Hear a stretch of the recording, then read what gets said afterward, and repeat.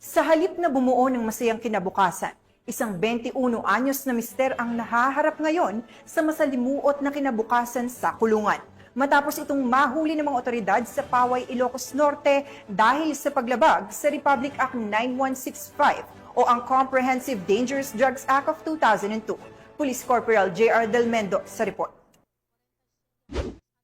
Ang kawala sa mga otoridad ang isang 21 anyos na mister na isa ring street-level individual dahil sa paglabag sa Republic Act 9165 o Comprehensive Dangerous Drugs Act of 2002 sa Barangay Paratong, Paway, Ilocos Norte. Una rito, kasalukuyan noong nagsasagawa ng mobile patrol ang mga miyembro ng Paway Municipal Police Station sa nasabing lugar nang matsyempuhan ang nasabing sospek lula ng isang motorsiklo at mabilis ang pagpapatakbo mula sa timbog na direksyon. Ayon sa report, nang makita umano ng sospek ang mga pulis ay dito na agad umiwas ang sospek. Kasunod nito, ang kahina-hinalang pagtapon nito ng isang sunglasses case. Ang nasabing pangyayari ay nakita ng mga nagpapatrolyang pulis at nang kumpirmahin ang laman ng sunglasses case ay tumambad sa kanila ang dalawang plastic sachet ng hininalang shabu dahilan upang habulin ng mga otoridad ang sospek. Tinangka pa umano ng sospek na tumakas sa pamamagitan ng pagtalon sa madamong bahagi ng lugar pero matagumpay pa rin itong nahuli ng mga pulis. Maliban sa hininalang shabu ay narecover din mula sa sospek ang isang ziplock na naglalaman ng hininalang marijuana na may timbang na 10 gramo, 15 peraso ng open plastic sachets, ang nasabing sunglasses case at isang motorsiklo. Ang inventory at marking sa mga ebidensya ay sinagawa sa mismong pinangyarihan ng insidente sa presensya ng suspect at ng mga mandatory witnesses.